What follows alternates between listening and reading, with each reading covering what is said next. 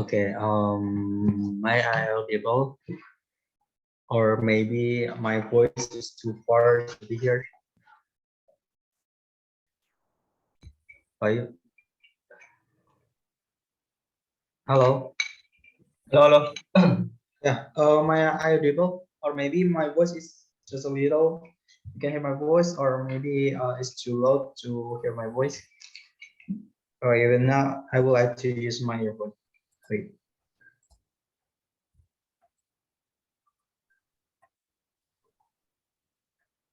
All right.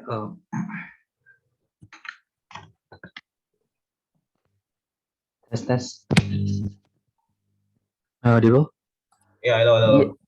Okay. I can hear your voice. All right. Yeah, let's start. Okay. Let's get started. Hello everyone. Good afternoon. Welcome to the second session of Seccodeid. So, before we have learned about Windows and Linux penetration testing applications with Mr. Arya and Mr. I'm sorry, what's his name? Mr. So, before we learned about PC operating system, it's also like Windows and Linux. So currently, we have a guest star right now. Yeah, he is. He would like to explain about Android exploitation and penetration testing. So it's referred to mobile, and it's I think really great for to be learned because currently in these conditions, yeah, people mostly use about Android devices. So this will learn about how to know about the system and how to exploit it, especially in cybersecurity person. So we have the cool presenters. I mean, like we have the cool guest stars here, Mr. Rahul. So hello, Mr. Rahul. Yeah, hi. Hi. How's life? So hope you are doing good. Yes. So Okay. so can we start session? Absolutely. Mhm. So before Sure. we start, I'd like to explain Ms. Laura at first. So Ms. Laura is the person in charge that have the cool background, especially in cybersecurity. And I'm sorry, I like to Yeah. open. So let me just share my screen and tell you Absolutely. about the whole procedure. Like in this session, what we are going to cover, and as on. Okay. So Okay, I'm just so sharing my Mr. screen. Rahul, Yes. time Yes. is yours to explain get sessions. Sure. Sure. Yeah. Thank you so Okay, much. thank you. So hope my screen is visible to everyone. Okay. So firstly, before starting the session, I would like to thank our organizer who really done an amazing job while putting everything together. And I see that there are lots of people are joining as of now. So this session is going to be the rock. Okay. So in this session, I'll be covering about the basics of Android application penetration testing, like how we move forward with the Android penetration testing and what is our methodologies and what all tools required to perform the Android application pen testing. Okay, so without wasting a time, let's move on to the session. So before starting, firstly, I would like to present myself. Like, I'm Rahul Kalnarayan. Basically, I'm a penetration tester, and also I'm working as a security consultant in Securview.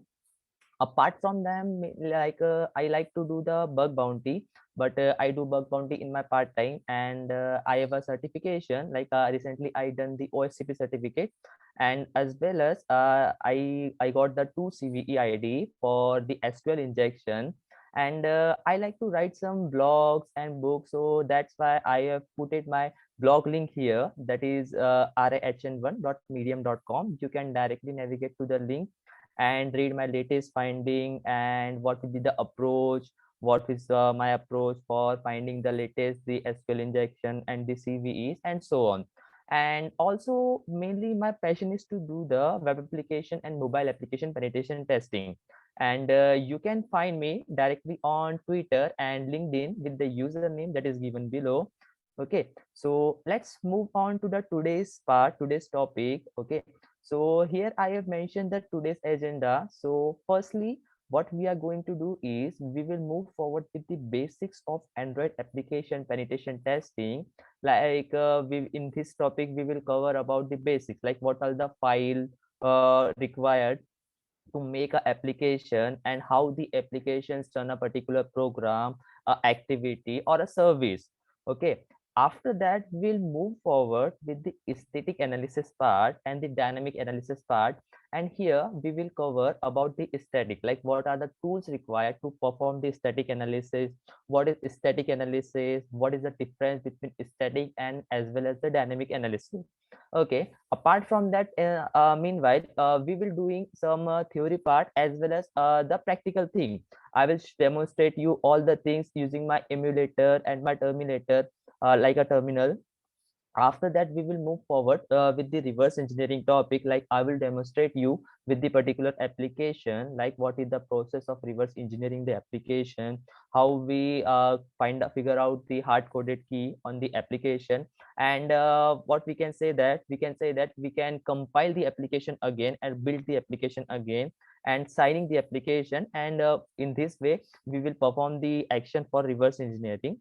After that we will move forward with the traffic analysis. Okay, because as we already know, for Android application penetration testing, for server side testing we must have to intercept the request, and after that we can manipulate the things. So for that kind of things, traffic analysis plays an important role for us.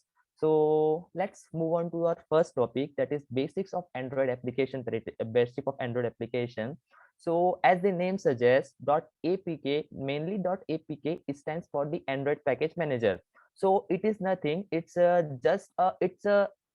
compressed zip file. We can say that it's a compressed zip file, and it having bunch of application or bunch of internal file that is required to run the particular application. Okay, and mainly the application is written in Java or Kotlin, but as of now many applications are using only the Java, because Kotlin is a different language, and we have to learn something new in the Kotlin language. So that's why mainly the developer are focusing on the Java. And here I have mentioned the key component of an Android application. So we will discuss the key component first, and after all we will move forward with the another things of basics of Android application. Correct.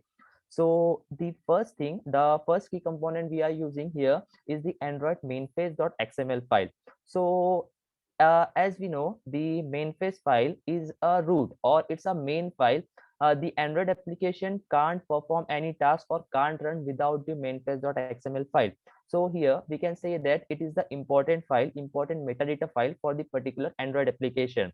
So it stores the detail about the package name, like what are the package name and what are the activities name and the Android version support and permission, what are the permission required for particular application. That all data is stored in the mainface.xml file.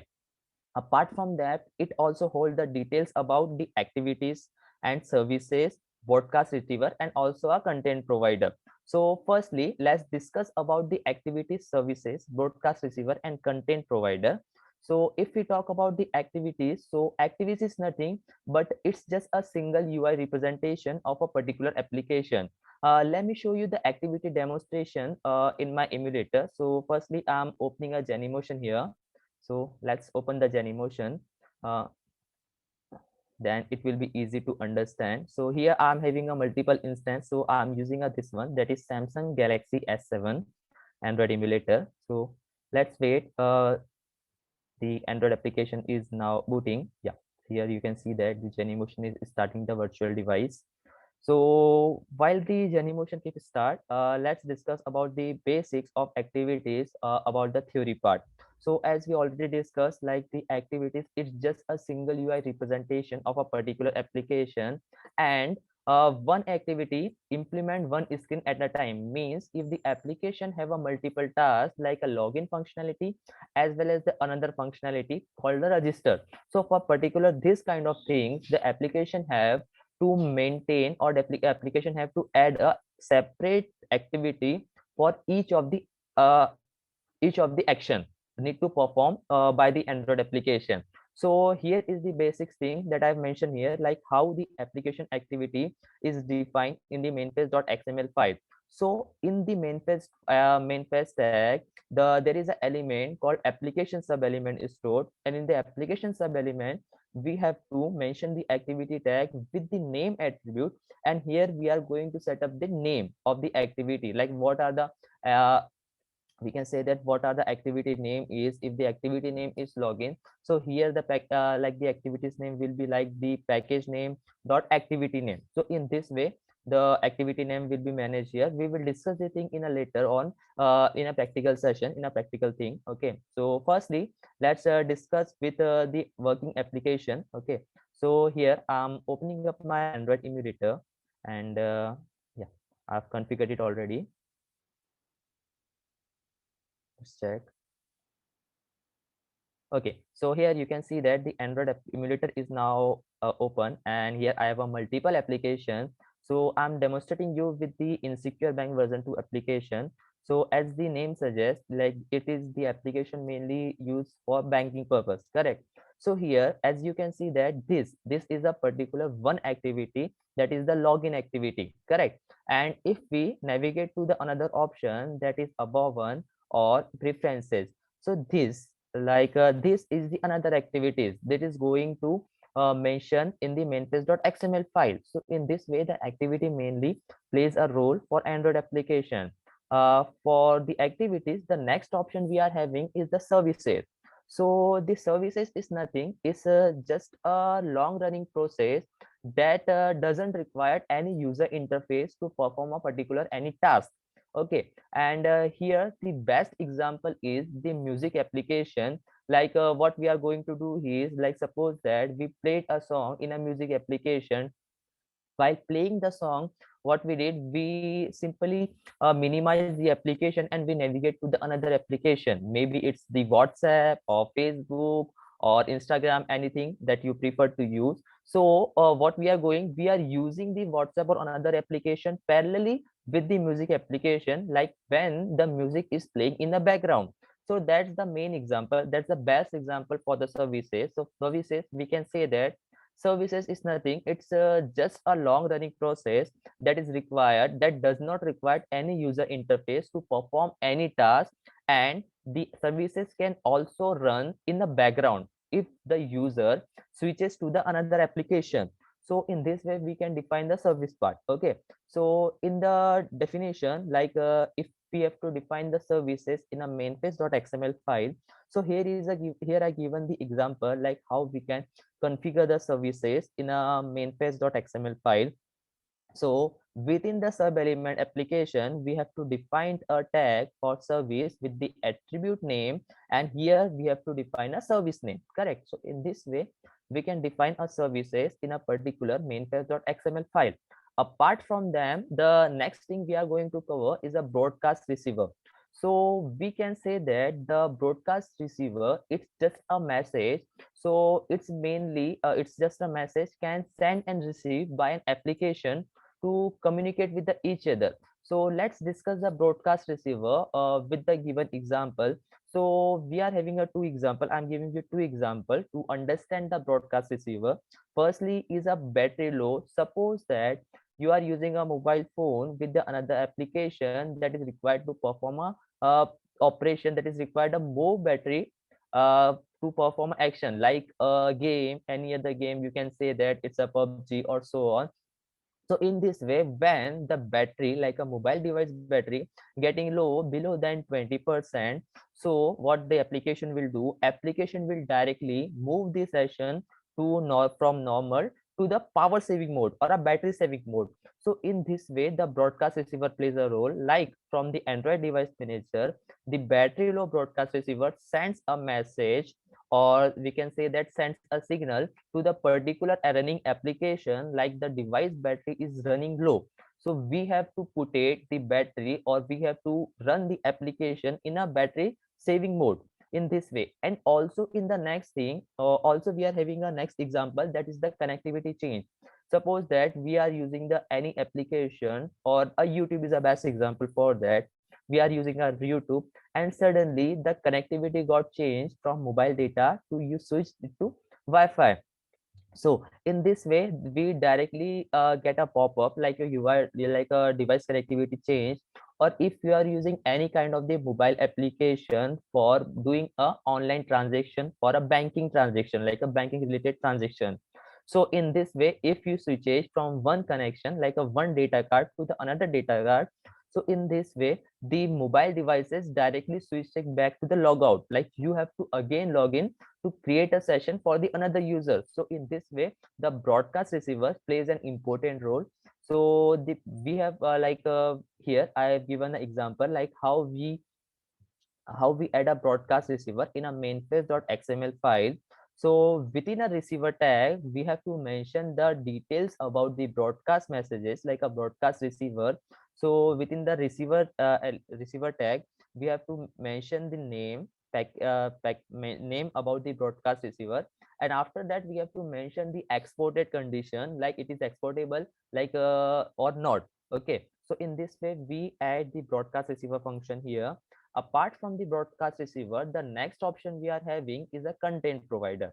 So as the name suggests, the content provide mainly used to store or to call the internal file.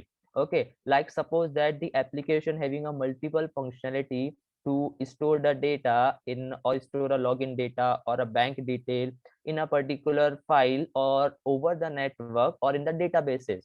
So here the content provider plays an important role, and it provide its own user interface to working with the data. And mainly the content provider is used to share the data between the another application, correct?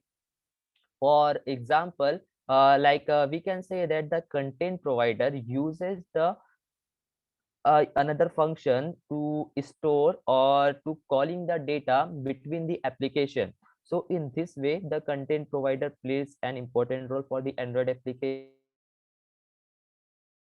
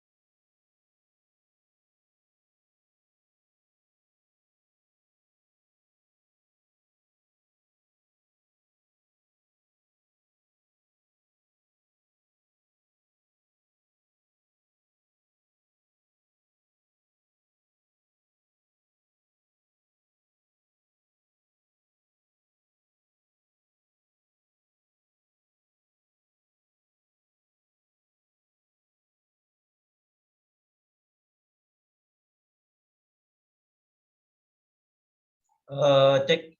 Rahul, you can present Yeah, now. hi. Yeah. Yeah. Sorry, actually, Okay. the due to the power cut, the internet got lost. Okay, no Okay. problem. So here, we have discussed about the content provider. Hope my screen is visible to everyone. Correct? Yeah, no problem. So let's start with the another file. Here we have discussed about the Android mainpage.xml file. The next package, the next key component is the classes.dex file, and after that the resources and the so on. So we will cover the details about the classes.dex file here. So as we know, the classes.dex is nothing, it's just a dot dex. As we know, dot dex stand for the Delvic executable file, and it's nothing, it's just a compiled Java class to run on the particular device. Like we are having a multiple file, so it is the collection of all the bunch file with the compiled Java classes. Okay,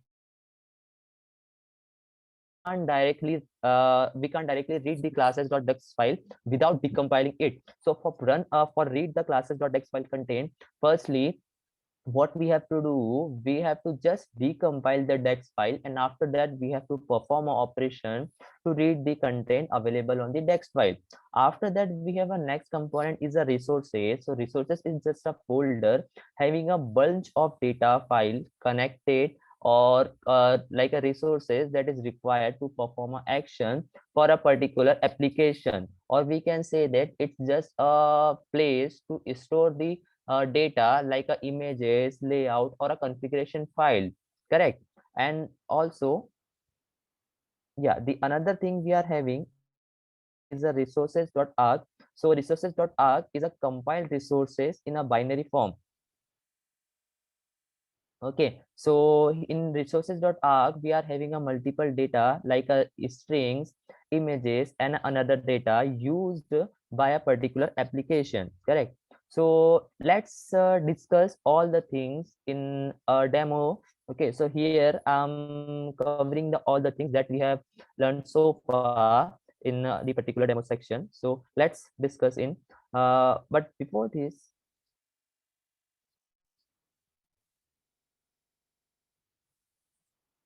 okay, just give me a minute. Let me open up my terminal so it will be easy.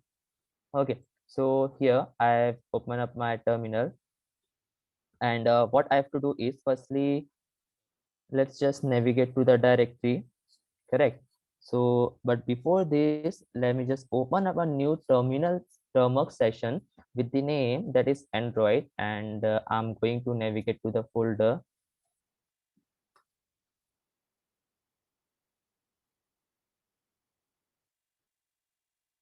Yeah, I'm going to navigate with the folder that is Devsham.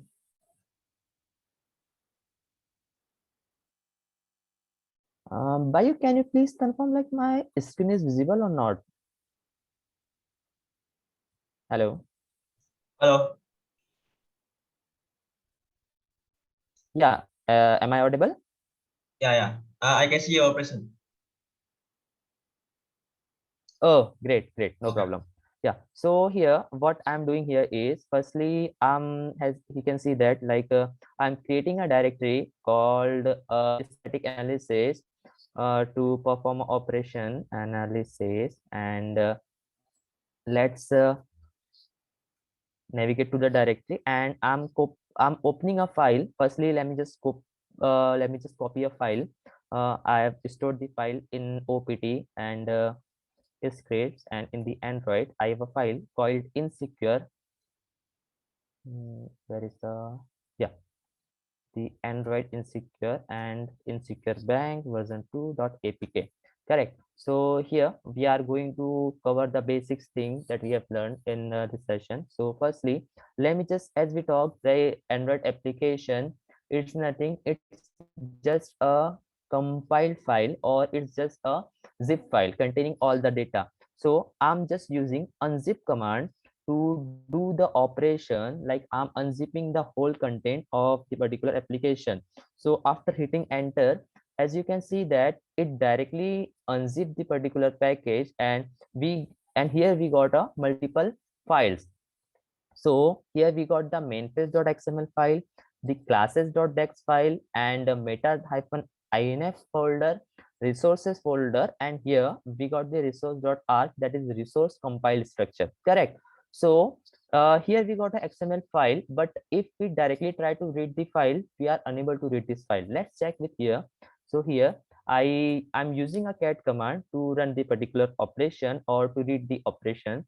So after hitting enter, as you can see that it directly gives us a bunch of data, but all the data is not in the readable format. Correct. So here it is not possible for us to read the particular data. So in that's why we are not going to read the data by simply unzipping the application. For this section, we have another tool that we are going to cover in a static analysis part. Okay, but here let's talk about the classes.txt file. So how we can read the classes.txt file? So for that we are having another tool. Or firstly, as we already discussed in a theory part, the classes.txt file is just a compiled Java classes. So if we try to read again this file, so we can't read this file because it is already compiled. First thing, we have to decompile the particular file, correct? So I'm using another tool.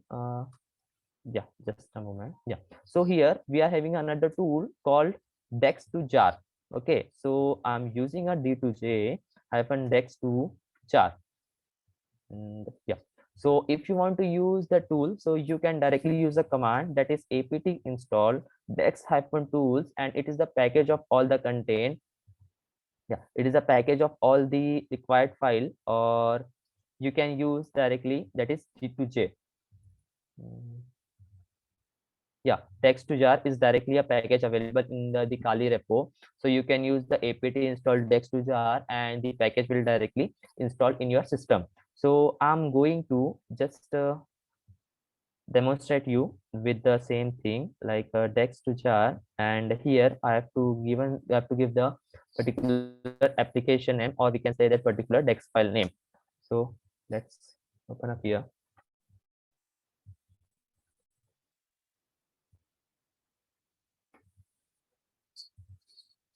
While it's load, let me just switch my internet connection, because of the the power cut issue, I switch with my mobile internet. So I'm switching back with my home router. Just a moment. Okay.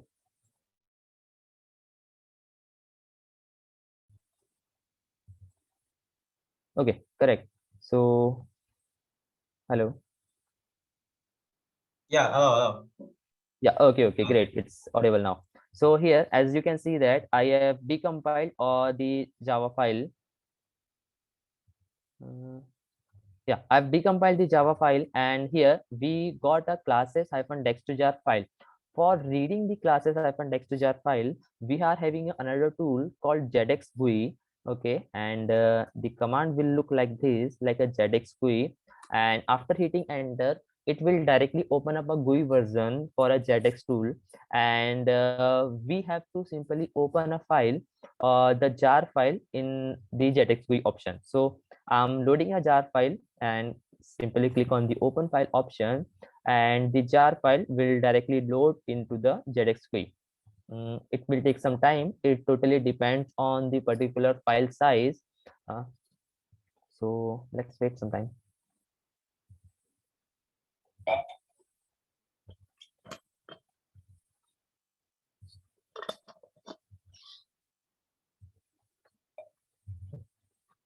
Still loading.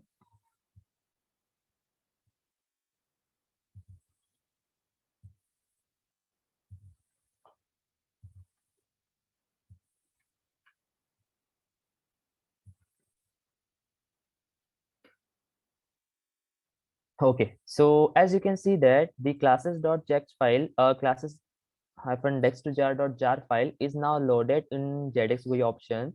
So here we will directly get an option of android.support and the com, and in the com folder we will get a insecure like a Android package manager name. So after double clicking it, you will get all the details, all the required packages and the services running on the particular application. So what you can do, you can simply navigate to the activities and observe about the content, like how the Android application is developed, what are the classes, what are the activities is going to cover, or required to perform the action for a particular application. So in this way we can simply decompile the application and perform the operation. Apart from that, yeah, so I'm just canceling here. Apart from them, and we are having a resource folder, and in the resource folder we are having a bunch of data available that is required to perform a particular operation. So as you can see that here is a color format, here is the animation, here is a layout, here is a menu option, and here is also a raw data. So here is the all data that is required by a particular application, correct? So let's move again, let's move on to the presentation, so we will discuss more about these things. Okay, so here we covered the first section, that is the basics of Android application. So the next thing we are going to cover is the static analysis part. So in static analysis part, we will discuss about how we read the data of the particular application, like the mainfest.xml file and so on. But let me tell you the basic things about static analysis, like the what is static analysis. So static analysis, it's just a source code analysis, okay, or we can say that it's just a binary analysis. So for here, we are not going to configure our system to perform a particular action, because we are not running the application. We are simply analyzing the source code and figuring out the vulnerability, finding out the hard-coded key, and reporting it to the vendor or a developer. So in this way, we perform a static analysis. Because of that, because we are not running the application and performing a task, that's why static analysis will give us a less accurate result as compared to the dynamic analysis, correct? For static analysis, we have to must a good understanding of a coding language like a Java or a Kotlin. And for this, we are going to use a multiple tool for static analysis. Firstly, we are moving forward with the APK tool, like we will discuss about how we decompile the application, how we compile the application, correct? And JDEX, JDGUI, Dex2Jar, ADB, and after all, we will discuss about the MOBAS, because as we know, MOBAS is a mobile security framework, is specially designed for static analysis and dynamic analysis, but mainly we are using MOBAS tool for static analysis only. So let's discuss the same thing in a practical manner. So here for static analysis part, let me just remove all the content available here, so it will be more easy, and I'm using the same command. And because the application, we are having the application as of now, so what I'm going to do, firstly I'm going to decompile the application. Before this, we have unzip the session, unzip the application, and here we are going to decompile this application. So for that, we are having another package that called the APK tool. You can simply use APK tool, or you can install the APK tool by directly the command, that is apt install APK tool. Because I have already a package, so I'm directly going to use it. And here we are using a switch called D for decompiling, and after that we have to put the application name. After hitting enter, it will take some time, it will load some resources, and it will decompile the application. So after that, it will directly give us an output in a readable format. So let's wait. Once it will finish, then we will discuss the same thing. Okay, so here we can see that the Android application is now decompiled, and after decompiling, we directly got a particular package name, or we can say that the particular folder with the Android application name.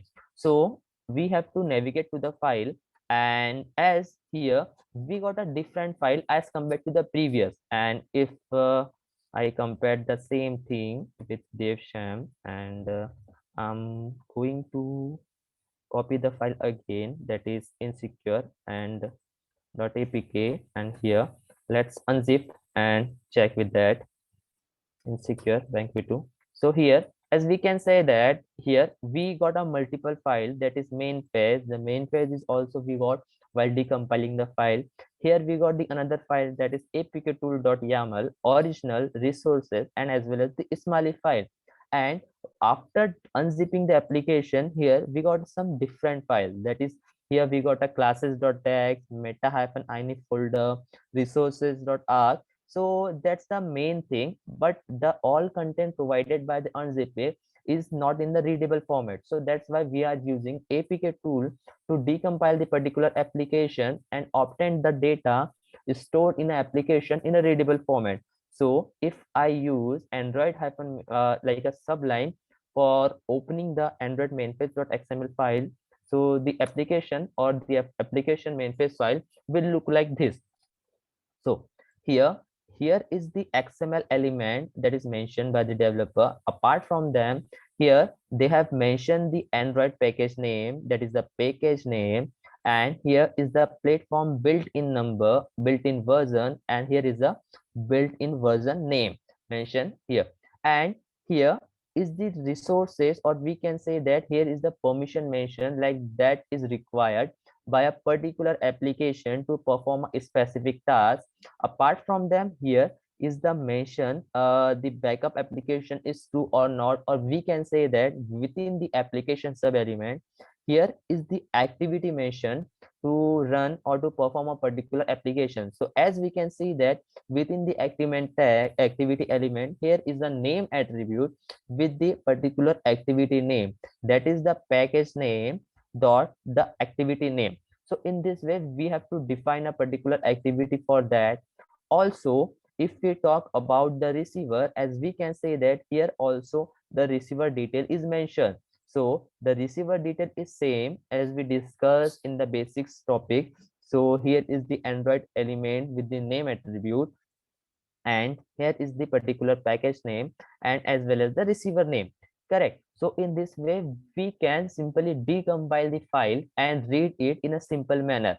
And also, if we have to read the content available for the particular application, so we can also use JDX-GUI to directly read the content of the application without decompiling it. So I'm using a JDX-GUI, and let's wait till the application open. So yeah, here we can see that the application is now open, and here we are in the static analysis option, and we are having a file called insecure bank v2. So I'm just opening a directly .apk file rather than opening a jar file. Correct. So here I open a file and it will take some time. Let's wait till the application loads in the JDX-GUI. So here, as you can see that the application is now loaded, and here we got the same option that we got in the previous. So in .com, we got the package name and we got all the activities that is present. So here we don't have to decompile the application or the convert the .dex file to jar file to read the content. We can directly import the APK file in the JDX-GUI and directly read the content available by the particular application. So in this way, mainly we perform a static analysis, and also we are having another tool that will that will plays a very good job while performing a static analysis. So I'm showing you the demonstration for the same. So here I have kept it the folder for the same, that is in the script section. I created an Android folder with the tool name, that is MobSF. So let's just open up a tool. So MobSF is nothing, it's just a tool, and mainly we use this tool in static as well as in the dynamic analysis. So let me tell you the thing, like how we install the MobSF. So you just have to search for MobSF GitHub, and you can directly click on the repository that is available in the GitHub. And this is a very beautiful tool, we can say that. And here it is all steps is written, but what we have to do, we have to just clone the repository. So after cloning the repository, you have to first run the setup.sh file. Firstly change the permission of setup.sh and run it with /. After running, it will directly fetch some internal resources and download some resources and install in your system. After that, for running the application, we have to just run this particular script, that is run.sh. So let's run this sh.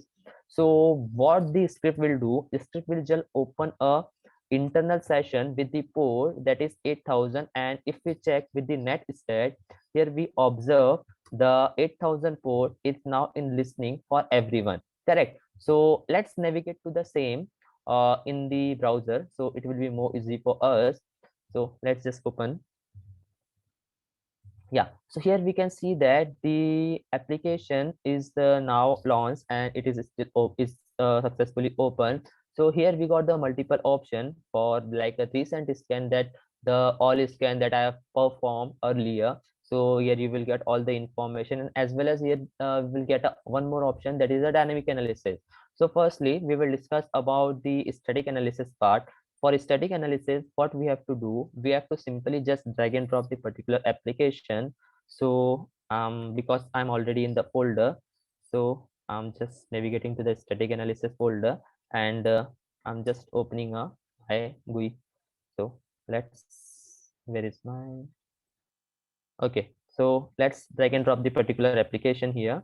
So as you can see that after dragging, it will show the option like yeah, it will directly give us an output. Like after analyzing it, it will directly give us an output. So here what we got so far is the basics details about the Android application, like the package name, application name, and here also they have mentioned the package name. And after for running the application, what is the first activity is calling. So here also we saw the main activity, correct, and also we will get the information about the trackers detected and the security is scored, and it will directly give us all the information in a particular manner, like in easily manner. So here we can say that there is a 10 activity associated with the particular application, and if we click on the view option, so it will directly give us details about all the activities, correct. And after navigating to the activities, we can directly move forward with the receivers option. So in the receivers, here we got an option of view. So after clicking on that top button, here we will see the details of what are the internal receivers that is using by the Android application, correct. Apart from that, it also gives us the information about the providers, like how the application is storing and what all the data is the application is storing. So here we will see that we can see that there is a provider or a content provider is mentioned with the name that is track user content provider. It means the activities is tracking the user content like a user data and storing a data in an internal section, correct. And also here we will get a information about the decompile, like here from here we can simply download the Java code, download the Smalley code. We will discuss the Smalley code in later on in our reverse engineering section. Okay, so download the Smalley code. You can also view the source code of the particular application. And as we know, for running the particular application, the application must have to sign with a validate key. So here the signature is also available. Okay, so in this way we can analyze the particular application. So here as you can see that there is a classes.dex analysis, and it also gives us a in output like what are things as required. And also here you will see the information about what are the internal Mainfest analysis, correct. So in the Mainfest analysis section, here you will see the option of debug enable for application, that is true or not, and the backup is enabled by the application or not. As we know, the backup is falls in the severity of medium vulnerability, because if the application is allowed to back up locally, so what the attacker can do, attacker can simply connect with the ADB bridge and back up the application on our local system. If the content is stored like a user credential on a credit card or debit card information, or any kind of the resources is stored internally, so in this way the application like the attacker can grab the user data or from backup and analyze it via the multiple tool, that is SQLite 3. We are having a multiple tool to analyze the backup file. So that's why it gives us all the information about the main phase, like what are the things that is required to perform a particular action. So in this way we can perform the static analysis for a particular operation. So I'm not covering the MobSF tool in a day, because there is a lot of information here so present. So that's why you can check with that, or you can move forward with the GitHub section of the MobSF tool, where you will get the more information about the domain. Okay, so let's cover with the next topic. So here we are with the static analysis part. So we are having another option, like another topic, that is a dynamic analysis. So as the name suggests, the dynamics analysis is totally opposite from the static analysis section, correct. For static analysis, we read the source code. We haven't performed any action on a live environment, or we can say that on a live running application. For dynamic analysis, what we are going to do, we are going to uh, cover all those things in a live environment. We will test the application performance in a mobile in running the mobile application, and also we are having a lots of tool to intercept the request. If we say that in a dynamic analysis manner, so in dynamic analysis we can read the data and we can modify the data as per the requirements for the application or as per the requirement for the attacker. And for dynamic analysis we have to configure our system in this manner so that we can perform a dynamic analysis on a particular application. Also because here we are going to install the application on a particular emulator, or we can say that mobile device, so we required a mobile device or a emulator with ADB enabled. Okay, so here is a list of the tools that is mostly I recommend you to mostly I recommend you for analyzing the application in a dynamic manner. So here I'm going to cover up with the Frida. I'm not going to cover up with the dozer, objection, and a runtime mobile security project. So I'm going to cover up with the Frida. So let's discuss with the dynamic analysis section. So here, firstly, Devsham, correct? Yeah. For that, firstly, let's just remove all the content available here and just copy again the particular application.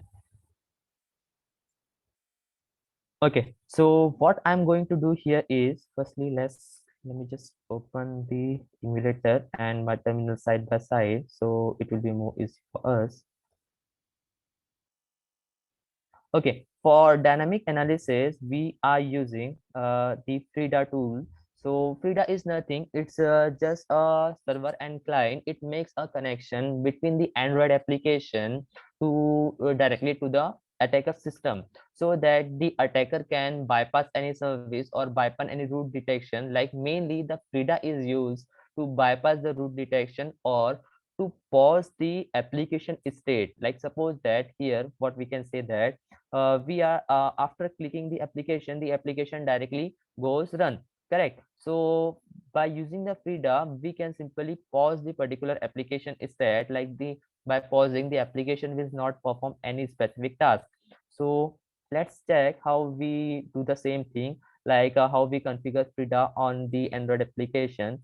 So for Frida, firstly we have to check like the Android application or the Android emulator is based on Android like a x64 architecture, or we can say that we are having, as we know, we are having a multiple architecture.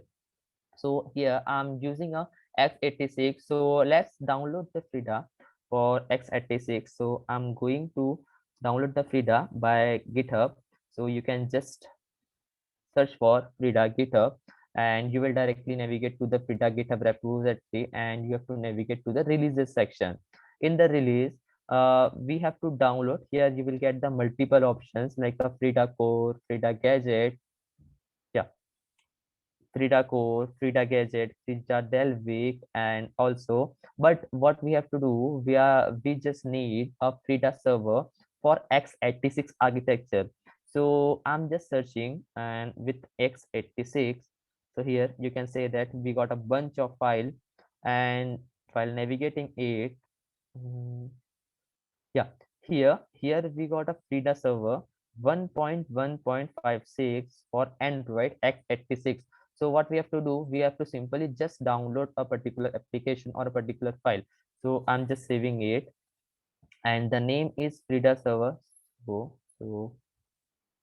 okay, I'm just copying it. Let me just here, let's in root downloads. What is the application package name? That is Frida hyphen server hyphen 15.1.1 then 0.16 hyphen android.exe, correct? So here we got a particular file, and we have to, what we have to do, because it's a compressed file, so what we have to do, we have to just extract it. Okay, so I'm just opening it, and okay, so you have to just drag and drop. So if you can also do it using the terminal, but for that, because it is an exact package manager, so we have to, what we have to do, we have to use the exact package to install or to decompile or decompress the particular application. So let's change the name, so it will be more easy for us to understand Frida server, and we have to push the particular Frida-server script in the Android application. So here we are having a multiple option, but using with ADB shell. So let me tell you the thing, like we have to place a script in a world writable directory for Android location. So here we are having a world writable directory in data, local, and temp. So data, local, temp is a world writable directory for a particular Android package, and here you can see that there is nothing stored in the particular directory. So let's just copy the file, or let's just push the file in the directory, and the command will be like adb push and the file name and the destination name, correct? So after hitting, it will take some time and it will directly push the file in the section, correct?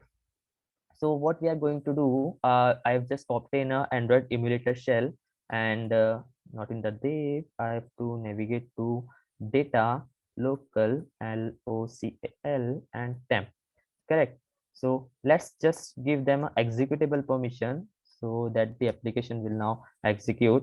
And what we have to do, we have to just use // and Frida-server script to run the particular application. So as you can see that the Frida-server is now in running.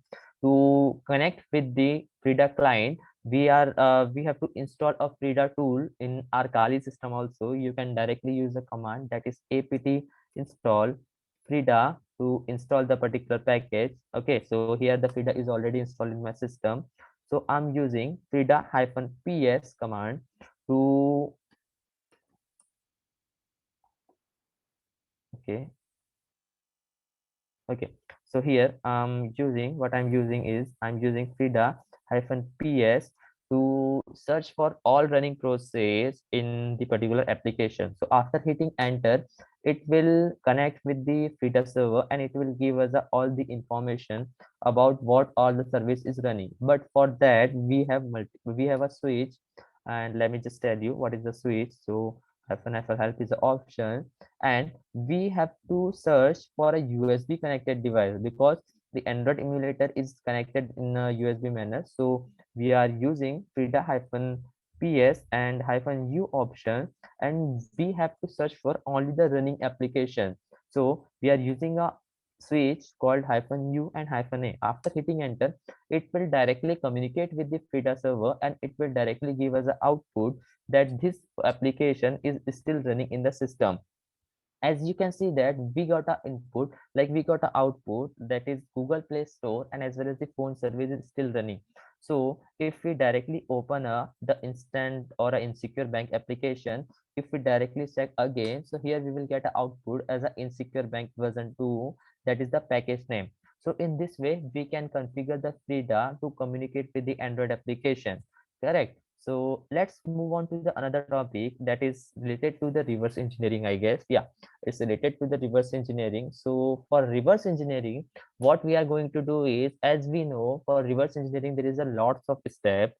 Okay, but firstly what we have to do in Android application, we have to decompile the Android application. After that we have to navigate to the hard-coded key, and as per the requirement we have to do some changes. After all those things, we have to build the application, sign the application, and install the application. So this is the major step we have to perform while doing the reverse engineering for particular application. So let's discuss the same thing in an easy manner with a practical. So here, I have an application, like I'm using an application, that is my application. Okay, so here we are having a option. Let's install the app and reinstall it. So let's install the application first. Yeah, the application is now installed, and let's remove all the content available here. And I'm going to use the same Android, and that is my application.apk.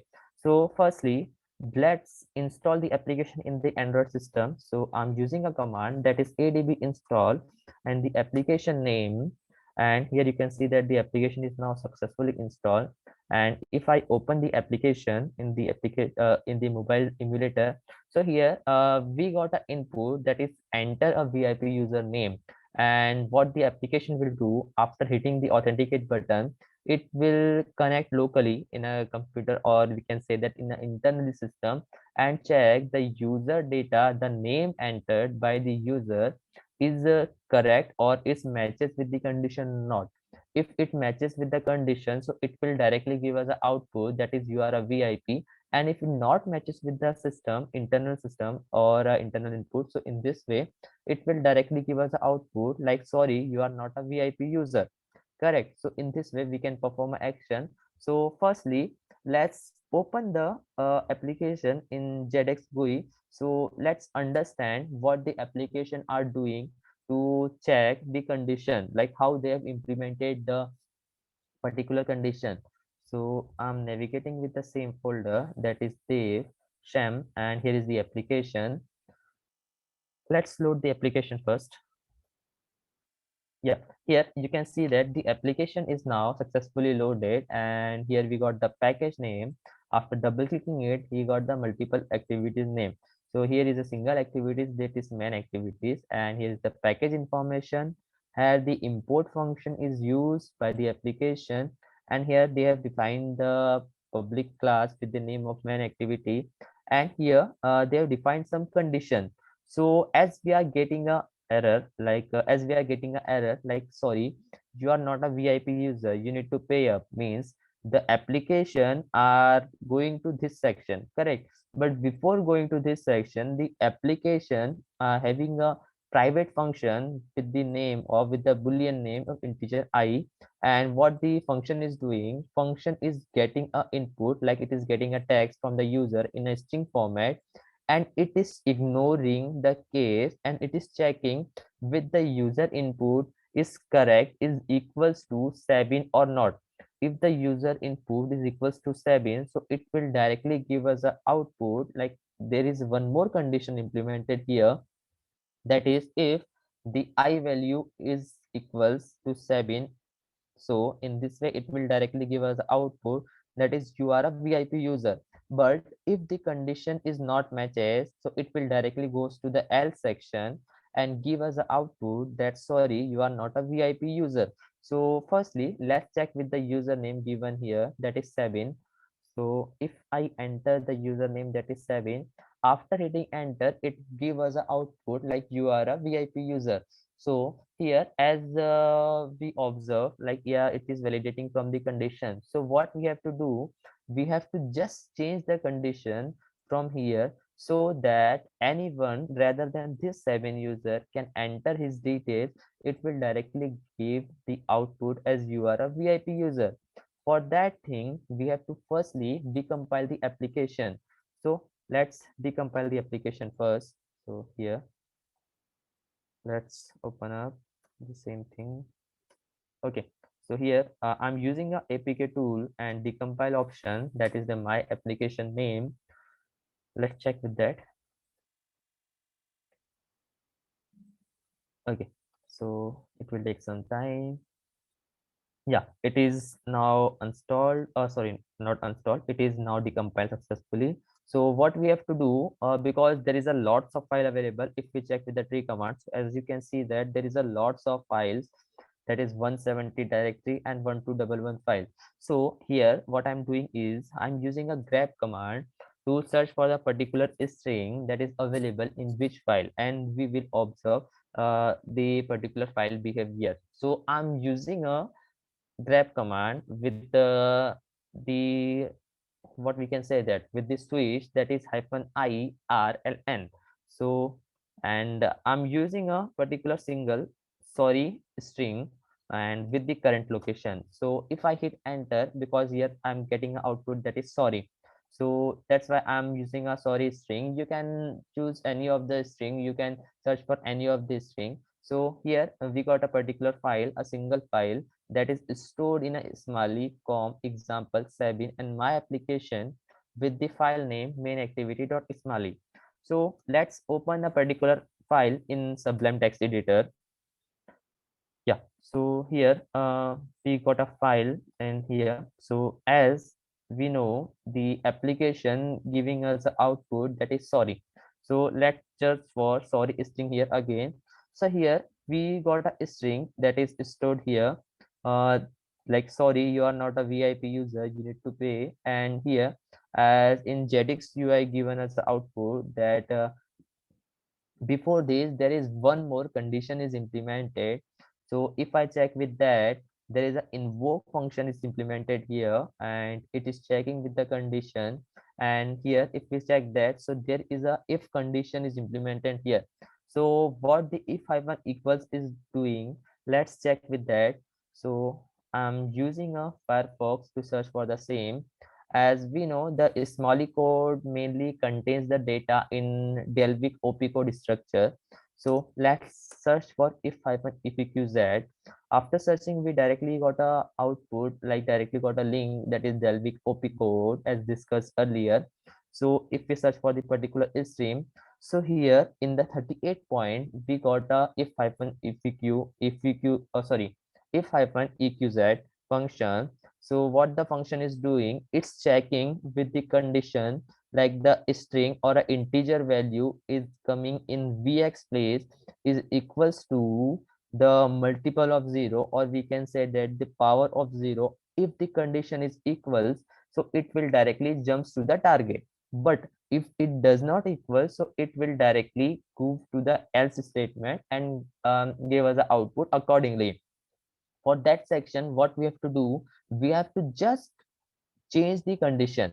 So for that, I'm not doing too much thing because yeah, because I'm too lazy to do the coding also. So that's why I'm using another function that is given below the if hyphen eqz option. So the function is the conditional statement is if hyphen nez. So what does nez means? So nez stands for not equals, we can say that. So if firstly it will check with the output or the condition. If it does not verify, or if it is verified, so it will directly go to not condition.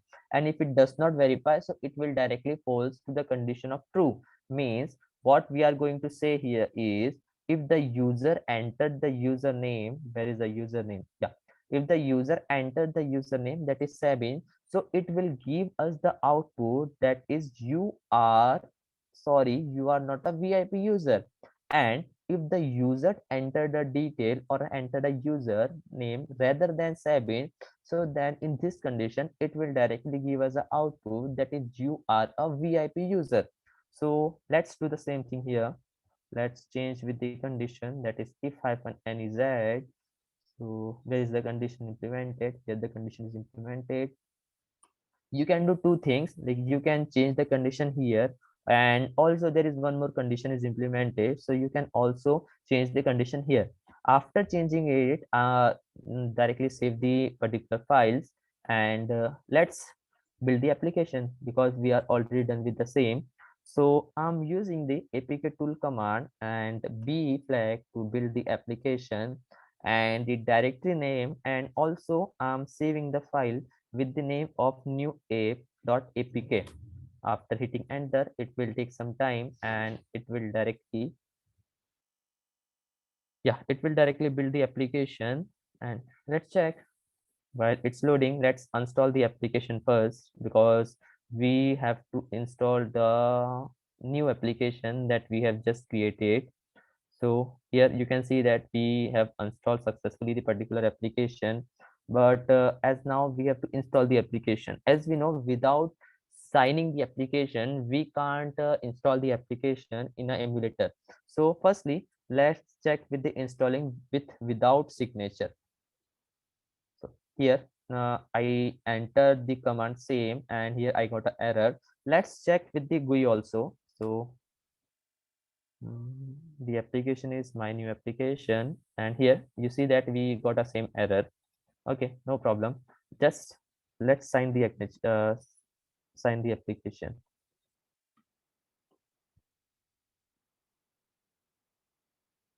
Okay, so here what I'm going to do is I'm using a key tool command, and you can use the same command for generating the particular key, and for also signing the key we need one more option.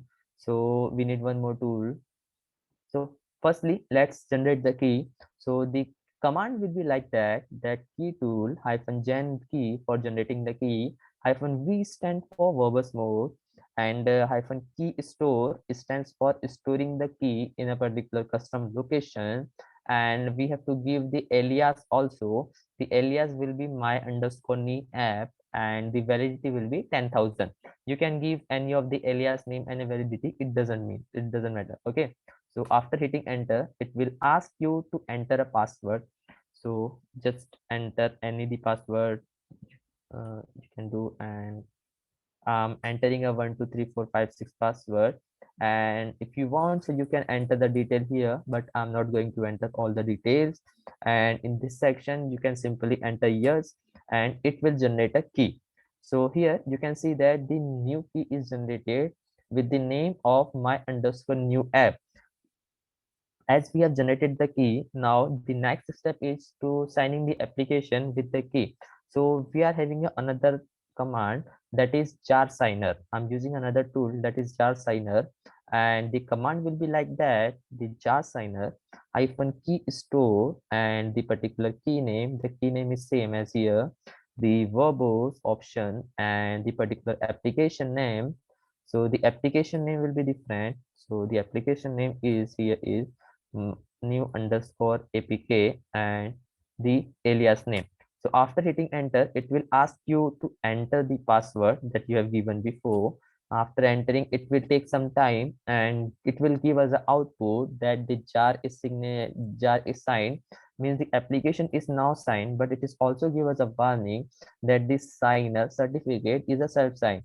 So because we are not publishing the application to the any of the platform, like a platform like a Google Play Store or a APK Pure, so that's why it is not useful for us. So what we can do is we can just install the application with the adb install command. So after running the same command here, the application got successfully installed. And as per the condition, what we did earlier is if the username is same as 7, so it will directly give us output as sorry, you are not a VIP user. So first, let's check with the same username. So the 7 is the username, as we already know. So after hitting enter, it will directly give us an error like you are not a VIP user.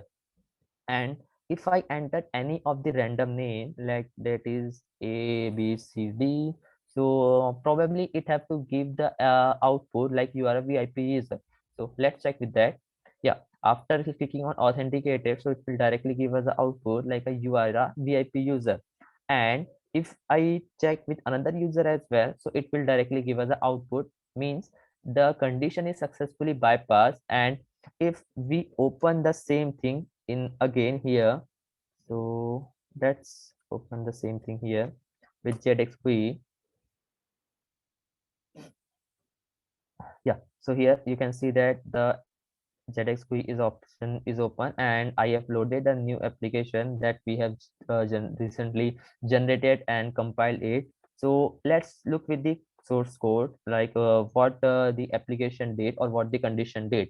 So as we can see that earlier the condition is like that, the private boolean I, and the condition is only changes. Let me just show you while comparing both the section, so it will be more easy for you to understand. Yeah, so this is a, we can say that this is a new apk. Okay, and let's check with the old apk. Correct. So if I directly open the another one, that is my apk file, so let's check with the condition. Okay, so here is the condition implemented, that is this. Okay, so what we did is we haven't did a lot of changes here. We simply added not equals to sign here. Correct. As you can see that in the night, no, in the new application, we have added only the not equals to sign. It means if the user entered any data and it doesn't equals to the 7, so it will directly goes to the valid condition and it will directly give us the output like a valid username.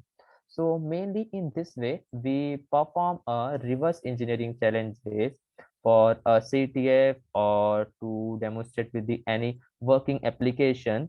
And the next topic we are going to cover is the traffic analysis. So as the name suggests, the traffic analysis, as we know, the mainly we do the traffic analysis in a two section, in a two categories. First category falls in passive analysis and second one is the active analysis.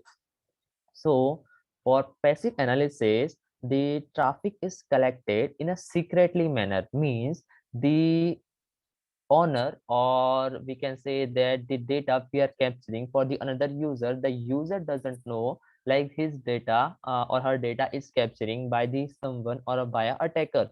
Means here we are implementing a ARP poisoning or a DNS cache poisoning or MITM attack to intercept or to capture the data going from particular single mobile application to the server. And coming back to the active analysis part, so active analysis is totally a different thing. For active analysis, we are intercepting the request in a live environment and we are manipulating the thing in a same format. For if we talk about the passive analysis, so in the passive analysis we can't capture the data, like we can't intercept the data in the same time. We have to simply capture the data and we have to store in some place. After that we can analyze the data in some time later on. Okay, and mainly for passive analysis we are using a tool called TCP Dump or Wireshark, and there are lots more tools available to capture the traffic of the application. And also for active analysis we mainly use the Bubsuit, Zeb Proxy or Fiddler. And here in this session, I'm going to cover the traffic analysis part with the Bubsuit.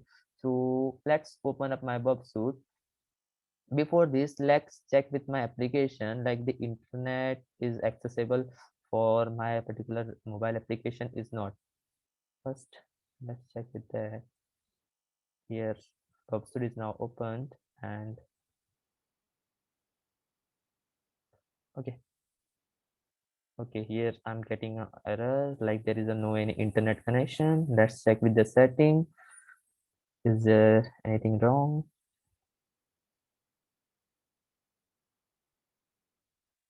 Okay, the connection is showing not connected and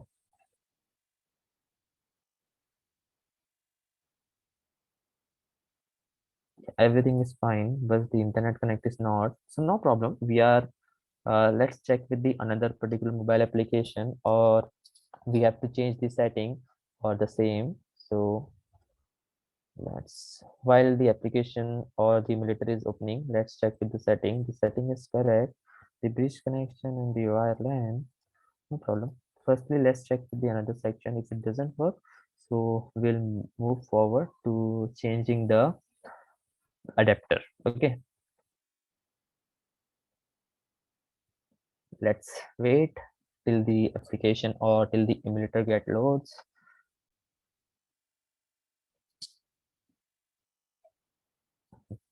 It's still booting.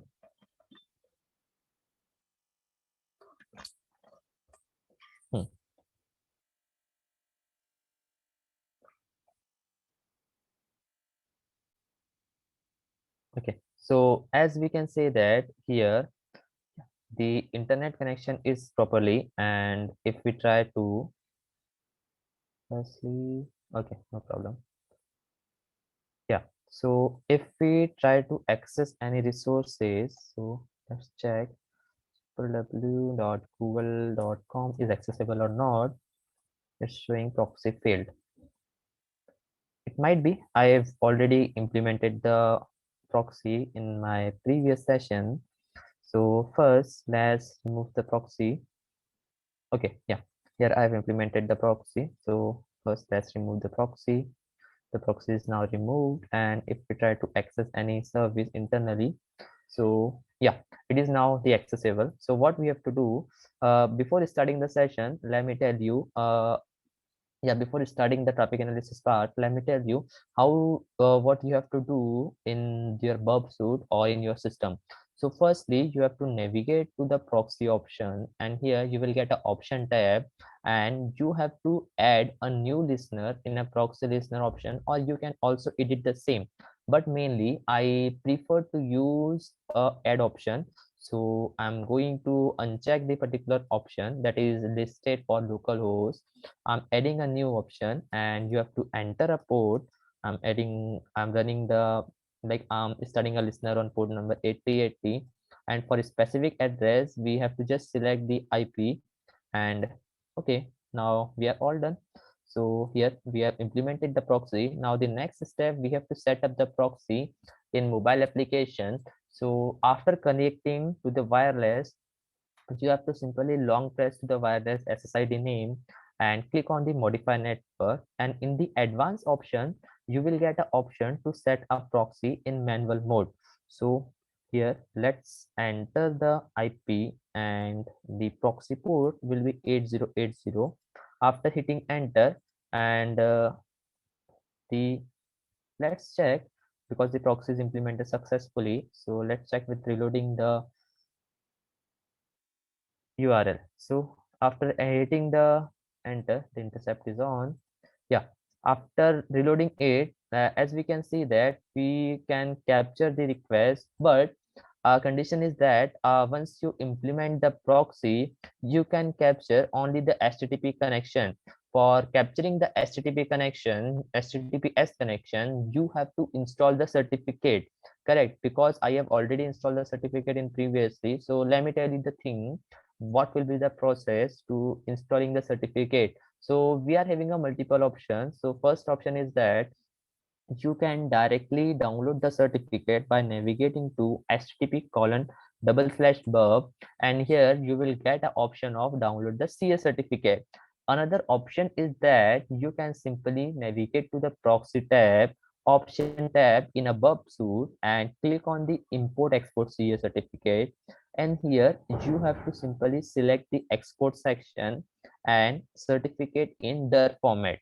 Okay, after clicking on next, you have to simply just select the location and click on the next.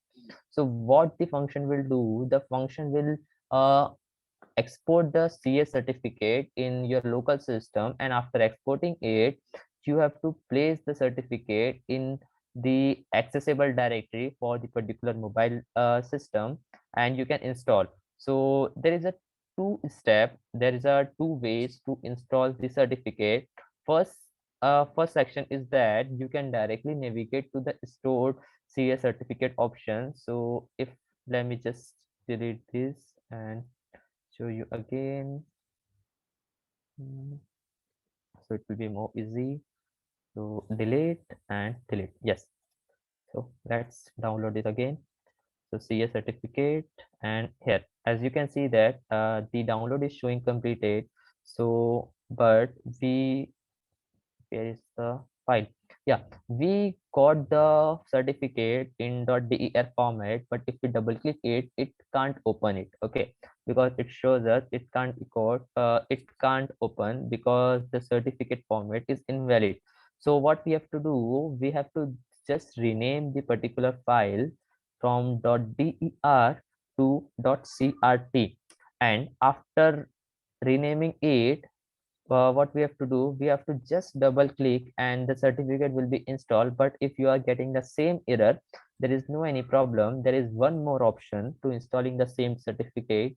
So what we have to do, we have to just navigate to the setting, Wi-Fi option. Here in the Wi-Fi option, you will get a advanced option. Just navigate to the advanced option and you will get the option to install the certificate. Just click on the install certificate option and select the certification file, and it will ask you to enter the certificate name. I'm just entering a name that is Bob Suit, and click on the OK. Now the Bob Suit certificate is successfully installed. After that, you can access any of the HTTPS website and intercept the request. Like, let me just tell you. Okay. Okay, So here you can see that, see, in this way we can intercept any of the data going from secure earlier traffic. So in this way we can simply intercept the request and so on. So the traffic analysis brings to the session end. So let's check, is there anything remaining? I guess there is nothing remaining from my side. Yeah, so thank you guys, hope you enjoyed this session very well. And if you have any query, you can feel free to reach me out on my LinkedIn as well as on my Twitter profile. Okay, so thank you.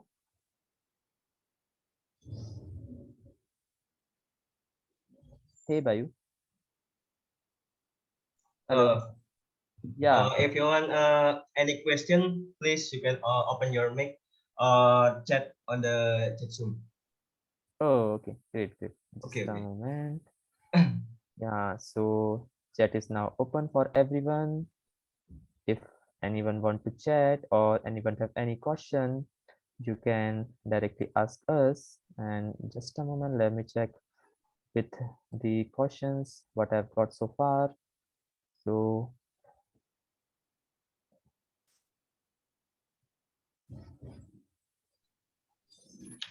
hmm,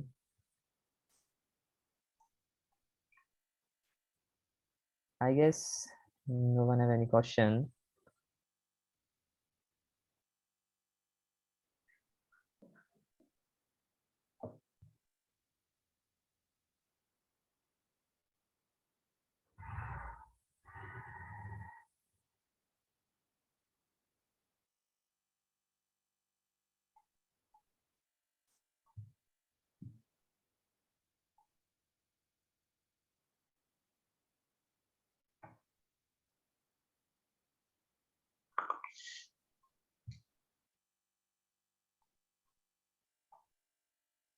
Waiting for the question.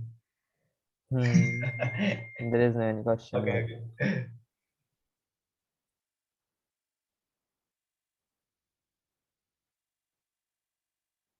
Difference between iOS penetration testing and Android penetration testing. Yeah. So the ASCA, there is no any difference between iOS pen testing and Android penetration testing. The whole procedure is same, but for in the Android, if we talk about the Android, so in Android we got IPA file, and in the Android we got .apk file. So we have to perform the action accordingly based on the requirement. For Android pen testing, we need a jailbroken iOS device to perform a iOS pen testing. But whole the vulnerabilities, whole the procedure is same as for Android as well as for iOS pen testing. Correct? So in this way, we perform the iOS pen testing. So is there any other question?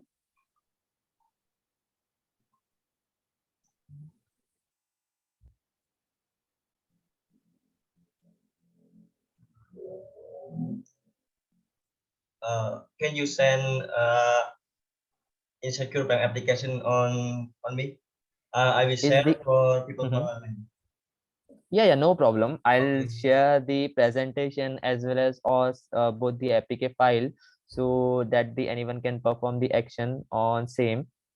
And the asks one more question: is Ah, the SSL bypass is same or there is a difference between in Frida script? No, we mainly use Frida to bypass the SSL pinning, or we can say that we mainly use Frida to bypass the root detection. Frida is just a automation tool to like to what we can say that uh to easy hold the procedure. Okay, so in this way, that's why we are using Frida mainly.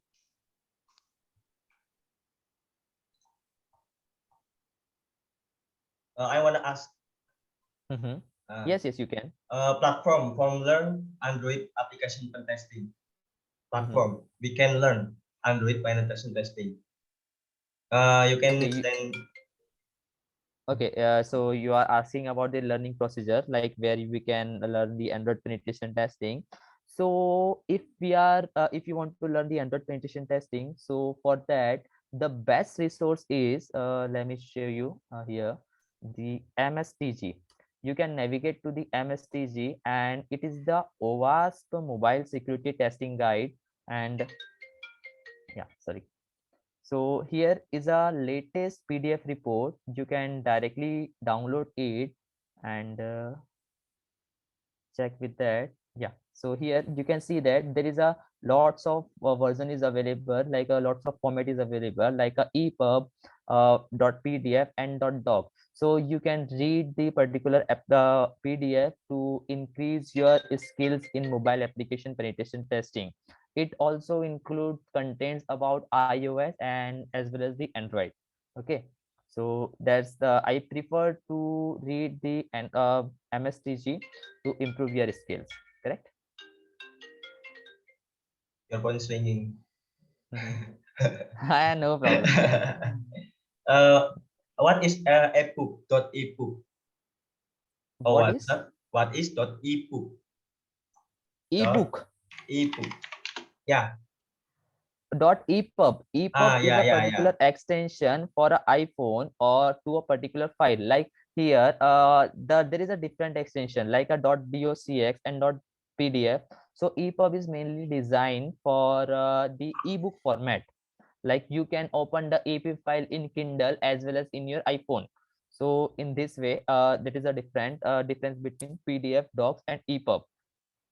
I see. Yeah, if because as we know, like mainly peoples are preferring to read books in Kindle, so that's why they have created another format for the guys, for this type of people. Okay. There is a new question from Yudhistira Arya Mutama. Have you found a bug on mobile program? Can you share the bug type?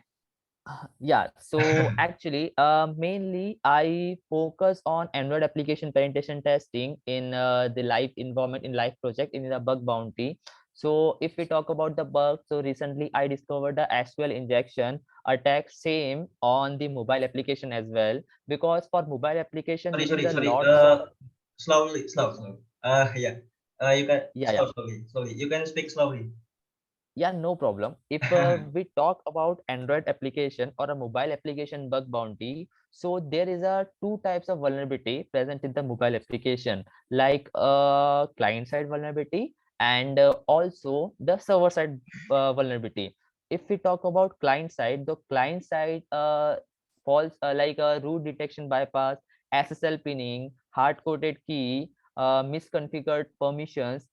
The all things are falls in the category of client side. And if we talk about server side, so in server side mainly we have to what we have to do, we have to firstly figure out the encryption methodology, like the data is passing from the client side to server side, and what kind of encryption they are using to encrypt the particular present text. Okay, and after the encryption key we have to perform a action like a SQL injection and so on to break the query and try to inject some malicious code in the server side. So in this way we perform the action. But if we talk about my bug bounty experience in mobile application, so I find out some client side as well as the server side vulnerability for mobile application pen testing. Yes. Is there any question Anybody remaining? can question?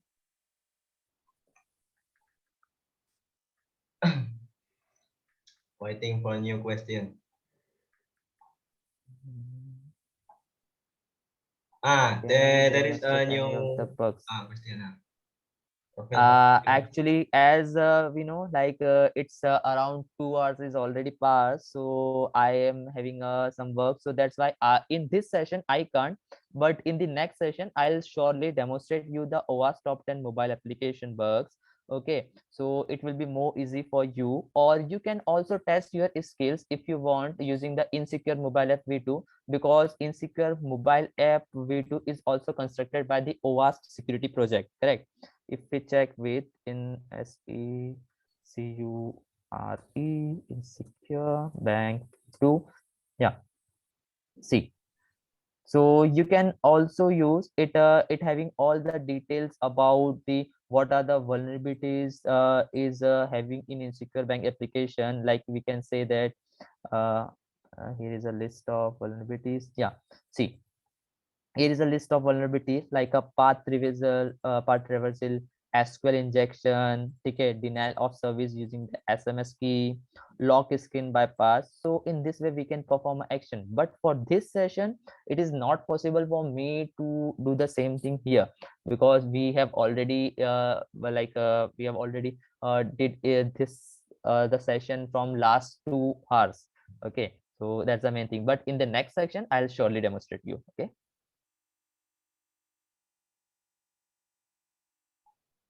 So is there Nice, any nice, question nice, remaining? Hmm. nice. Okay, thank You're you. welcome.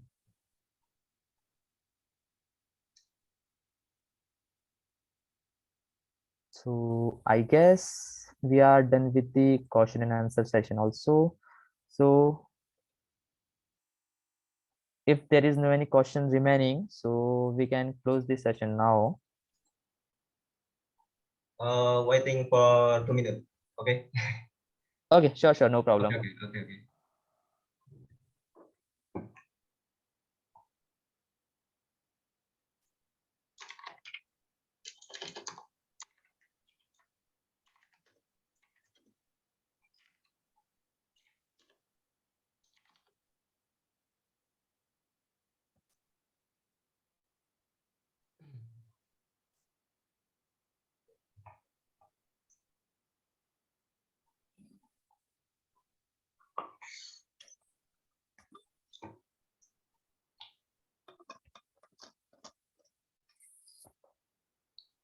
Or can you Mhm. send tips and trick for learn mobile penetration testing like reverse engineering or anything? Send Mm, tips and trick or suggestion. sure, In no this problem. section. I'll share you Uh, all the details, and you can directly forward the details on your Telegram group, so the everyone can access and everyone can read the content and perform the same action on their live environment, correct? So it will be best from them. okay. Yeah.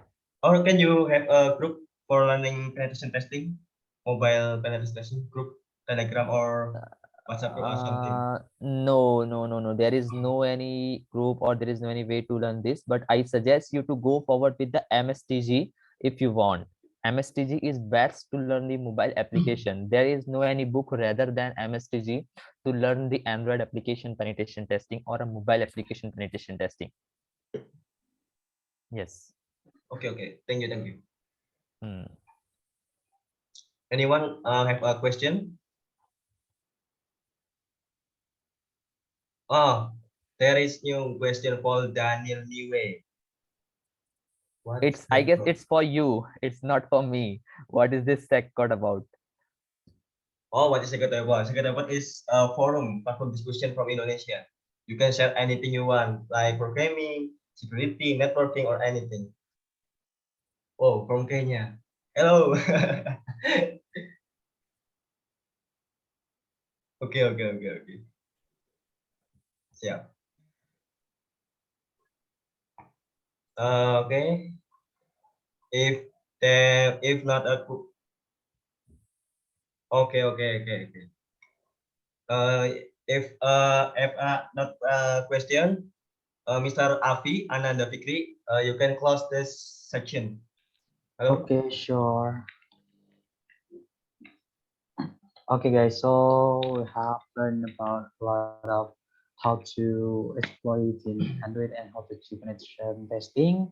So it has been submitted by Mr. Rahul. So hopefully, even if you are enjoy for this training session, or maybe would like to get more knowledge about Android exploitation, maybe you may call Mr. Rahul or contacting us on second ID. You may meet me on the group or Mr. Bayu. Yeah. So thank you for attending our events. I'm sorry when I had a miss words in this moderating this event. So thank you, Mr. Rahul. Thank you for all. And I'd like to last words. Thank you and good afternoon, everyone. Yeah, thank you so much, guys. Bye bye. Have a great day. Have a Okay, good thank day. you. Bye. Record meet will be shared on the YouTube channel Seccodeid. Waiting for us. Yes, Thank you. waiting for us uploading it on our YouTube. Yeah. Just type in There is Seccodeid. a new Ngobrol Santuy event. Yeah. Yeah. Very cool. Maybe as soon as possible, like to invite more people in our platform. Yeah, Surveyor. Yeah. Okay. Yeah. Thank you, everyone. Thank you guys. Yeah. You can leave now. Okay. Recording.